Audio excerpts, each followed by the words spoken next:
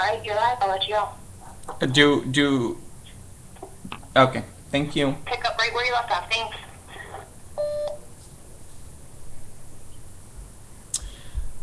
Hello, my friends. I believe that we had a little bit of hiccup with technology, but we are back live, and I will move forward. Let's go ahead and talk about studying for your future and deciding your destiny. This slide is really intended to discuss some choices that you will make as you proceed in your educational experience at a college or university. We chatted about finding a mentor and an advisor within the campus, and they may help you along with your advisor, the mentor and the advisor, to help determine your major and what is required within that major. So some of your classes will of course be determined, your general education, your prerequisites. Those are all things that you're working for in your towards matriculation or graduation, and you'll want to make sure that you're following what's going on in the course requirements of the campus to graduate with that major. So choosing the major will help, of course, determine your classes, but then you're also going to want to see about other opportunities in order to ensure your success after college. So what are the internship possibilities? What steps need to be taken in order to find the internship? Your career center can sometimes be the center focus of those internships and matching up students to the internships across campus. I just got a question about what is matriculation. Matriculation is probably a little fancier term. It just means graduation and completion of college. So thank you, Sabrina, for bringing that up.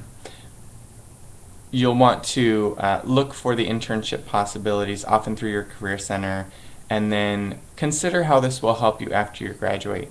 So having an internship gives you that professional experience that's related to your field of study, and the internship is also a resume builder. So when you graduate, you have these great experiences that you'll list, such as your clubs, your activities, things outside of the classroom, but then you'll have your internship included on your resume, so you'll want to consider those.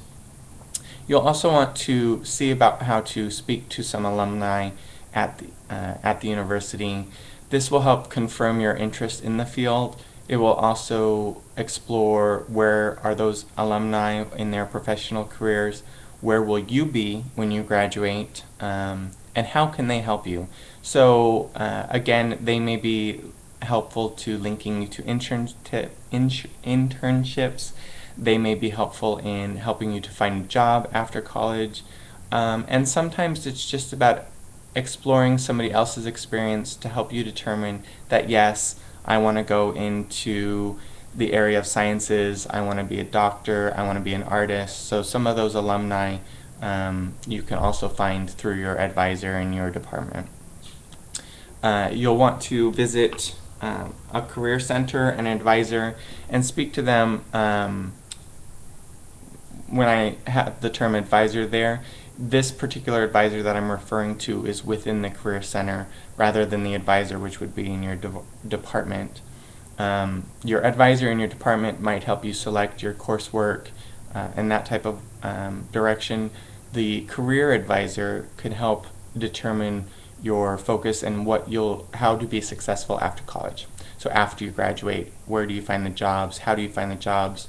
Sometimes they have resume builder support. That'll be the center where they bring in outside professionals, external professionals to interview students on campus for jobs after they graduate. And then other things to consider is your professional or graduate school in the future. If you want to be a doctor, you'll need to determine the steps in order to get there. What is required of a law student, what classes should be taken in your bachelor's degree in order to be successful and accepted into a medical a medical college. And so you'll want to speak with the Career Center to figure out those steps, but you also need to consider what tests you need to take, the LSAT, the different tests that you'll need for the professional direction. And for students in the that are coming from a community college, you'll also want to consider, are there transfer alignment agreements from a community college to a four-year university? Where do you want to transfer? What is your four-year university and what is your community colleges? Do they have an agreement as to what courses will transfer? So is English 101 the same as English 101 at both institutions? And will you receive credit at the four-year institution for that? You'll also want to use your financial aid wisely at the community college.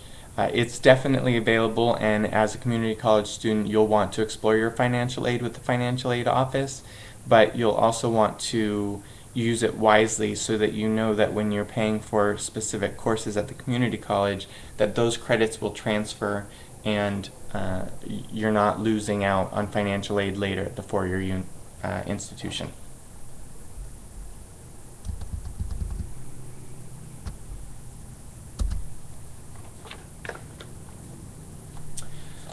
Student life and activities. College isn't just inside the classroom, which is true. You'll have a lot of great experiences in the classroom, but you'll have a lot of great experiences outside of the classroom.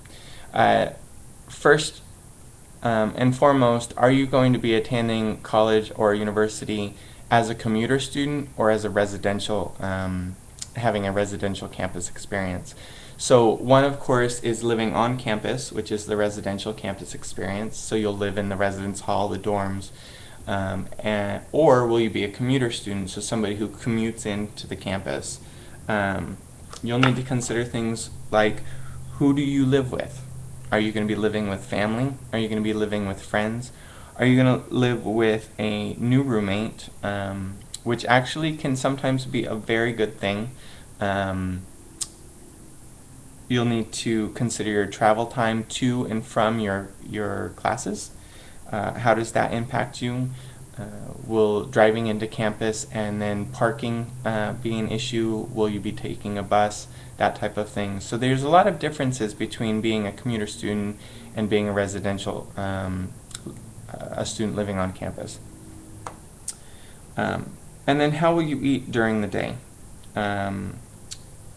So a lot of campuses have meal plans in which you can select different opportunities, different amounts for the meal plan and how it's used on the campus in their eateries. And then also, will you be bringing a lunch? Will you have lunch in your residence hall? And that type of thing. So these are just slight logistics that really you need to give some planning to in your day. And it also is sometimes impacted by how you schedule your classes. You know, if you're going to be eating a late lunch that day or having to have an early breakfast, late breakfast, those type of things, it's just a logistic that you might need to give some consideration to. The time allocation bullet here on this slide really is just about planning out your day. We talked about keeping a calendar earlier, and that, you know, your courses within the day will determine where and when do you study, what's the time to get to class, do you work while you're in college, and is that on the campus or is that off campus? Is that a work-study program? Who gets to determine your work schedule and how it relates to your class schedule? So it just requires planning. And how do you juggle your time? Do you have difficulty juggling and handling many things? Figure out how to group your day and your tasks so that you can be successful. And again, it's just about planning out your day, planning out your week. you need to juggle your priorities in addition to your time. You need to find a school life balance. You need to dedicate and motivate yourself to the appropriate areas.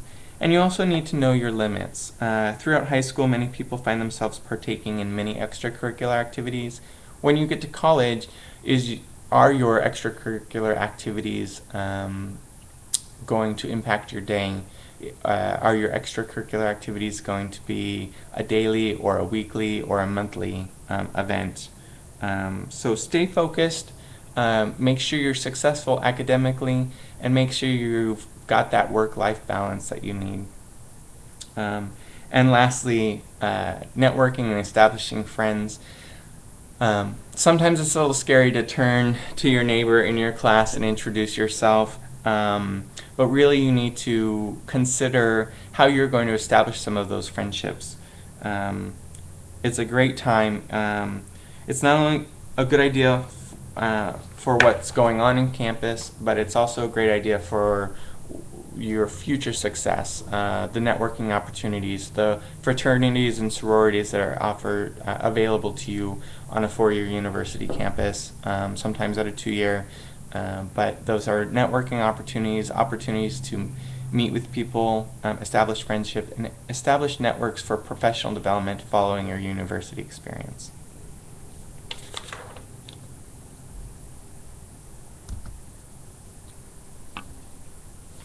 Watching your wallet. Managing your finances while in college may become a little more of an independent activity. You will know your finances on a daily basis. Before, you might have had some influence from your parents or the homes that you live in, and now this is really something that you need to determine. You need to become financially literate. The first bullet there, know your financial aid package.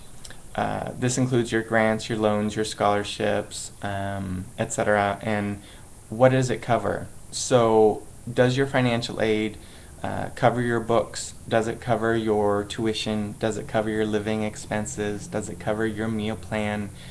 You need to know what the financial aid covers, how much it is, and how that should budget across the academic year. You'll also need to see what the student contributions are. Your parents or guardians may have had some influence or some input when they filled out the FAFSA form for your financial aid, but you have a contribution to be made into your financial success in college. And again, does that mean that you're studying hard and getting good grades to keep your scholarship? Does that mean that you're in a work-study program? Does that mean that you're choosing to work during college and that type of thing? So remember that there is a student contribution to your financial success. And then you also need to consider the renewal process every year. So it's not just your first year of college. You need to renew, and don't assume that the renewal will be automatic. Explore the renewal process. Be aware if your situation has changed. So for example, the FAFSA uses your parents' income or the household income, and has there been a change in job, a pay increase, a loss of a job, those type of things. And so you'll want to see about the reapplication process for your financial aid package. You'll also need to be aware of your expenses. Are some of those expenses included in your financial aid package? And if it's not, what is your plan?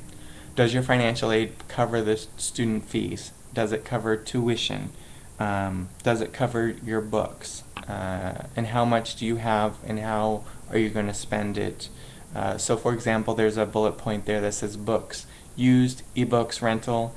You'll need to consider how are you going to obtain those books, and how are you going to sell them back at the end of the semester and things like that. So be aware of your options on the campus. Are you going to purchase from the bookstore?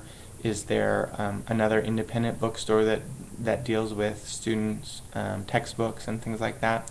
So as you step onto a college campus and you explore that landscape, it's an additional factor to consider. You'll want to become financially literate. Look at your overall expenses. You know, if you are used to a Starbucks latte and the coffee at the local deli is cheaper, consider what it means to make coffee in your dorm room. You know, those are just the things to consider as you're walking across campus. Be aware of credit card use. Credit cards come with high cost. Sometimes they might be absolutely necessary and sometimes not. But you need to know that you're beginning your credit history, and this will have an impact upon your overall credit score and your future in relation to your own credit history. So just be aware of the credit card use and make wise decisions.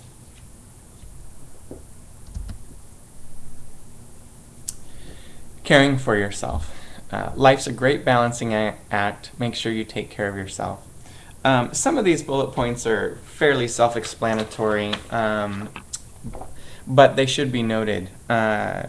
You'll want to eat well. You're independent. You get to choose your meals. There's not somebody at home to always make a meal. You've got your meal plans. Now more than ever, your college cafeteria offers a ton of meal choices. Sure, you can eat French fries and hamburgers every day, but should you?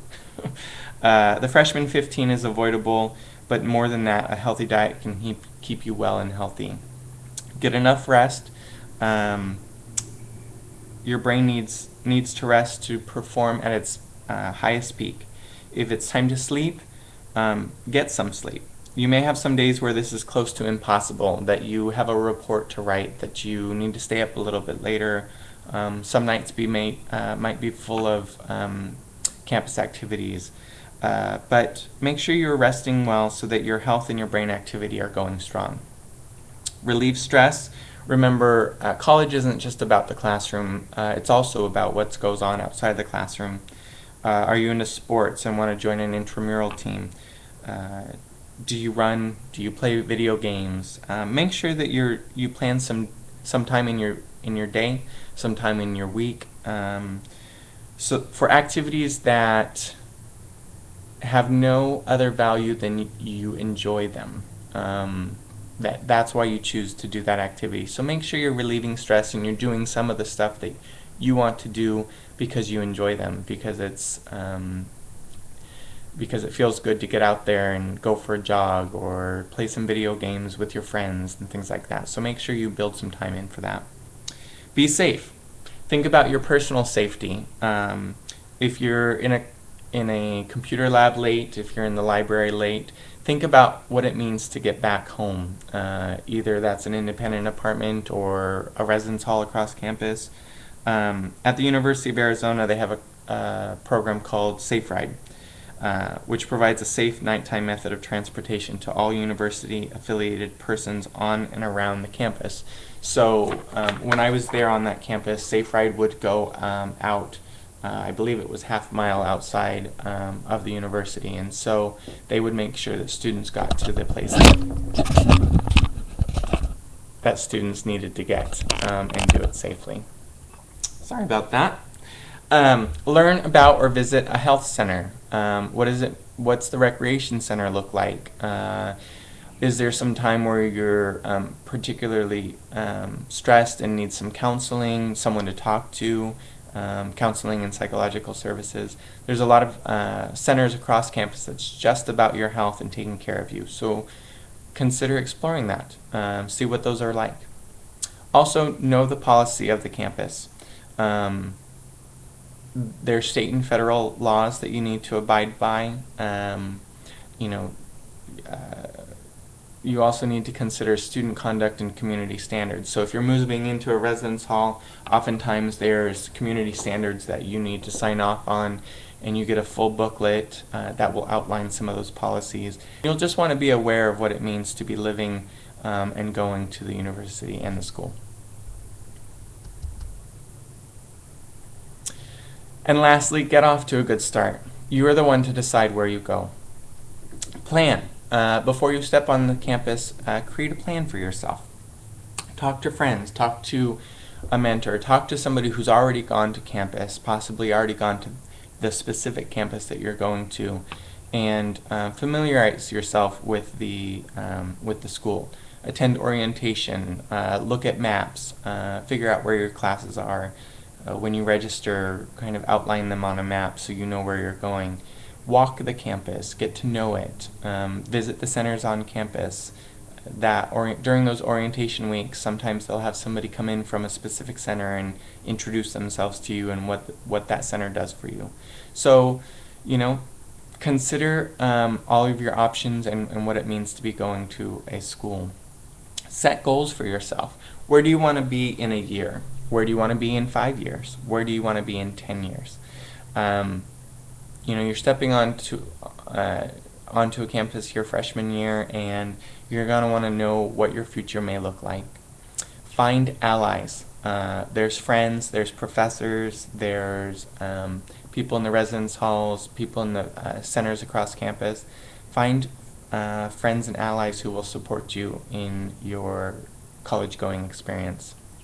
And lastly, help is available. You just need to ask for it.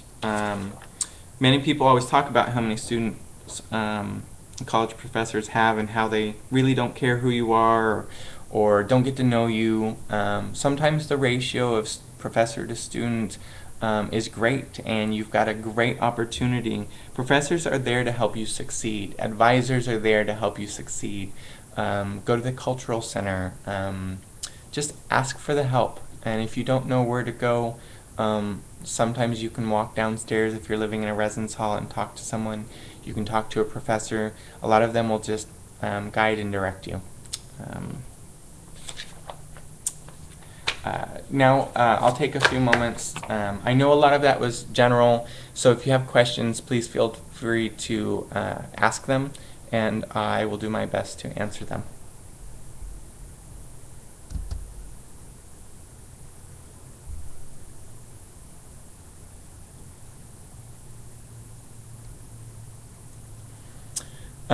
I have a question regarding the standardized test and what your current score was.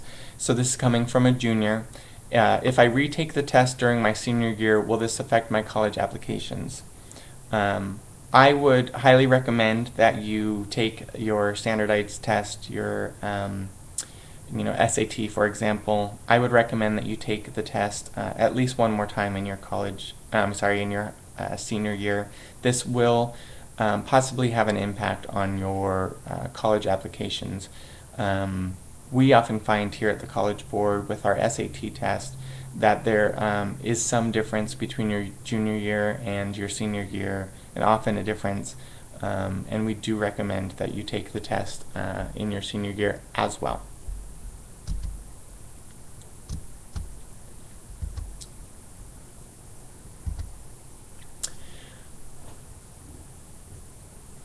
Is it better to go to a 2-year college than a 4-year university, or just go straight to the university? This is a great question. I actually think there's benefits to either option. Here in California, the community college system cost per credit is great at a community college. It's very affordable. At a 4-year university, depending on if you're going to public or a private institution, may vary or may cause some difference in your credit costs and your tuition. But there's a lot of advantages to going to the community college, and there's a lot of advantages to going straight to the 4-year university. And really, I think it's an independent decision. The 4-year university may have a little more options regarding the space. There's a difference between your UC and your CSU and your community college, a ratio of professor to student.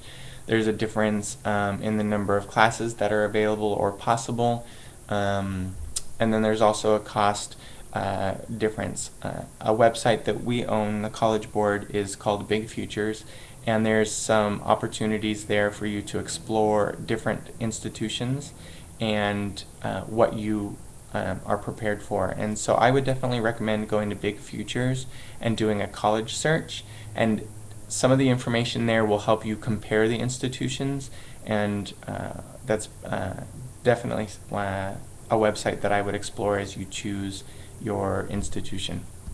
You also, between a 4-year and a 2-year, have things to consider, such as that commuter experience or the residential campus experience. And so I definitely would recommend kind of exploring some of those options. There's a specific question about schools that major in business and animation. That website that I just noted a moment ago, bigfutures.org, which is owned by the College Board, I would recommend that you go in there and you also do the school and college exploration by major. And so you can you can do a search by distance from where you currently live. You can do a search by major. You can pick between 2-year and 4-year institutions and that type of thing. So definitely explore that website and see what can be found. I'm currently not receiving any more questions, so I will let this be the conclusion of my presentation. Thank you for spending the last 45 minutes with me, and you have a great day.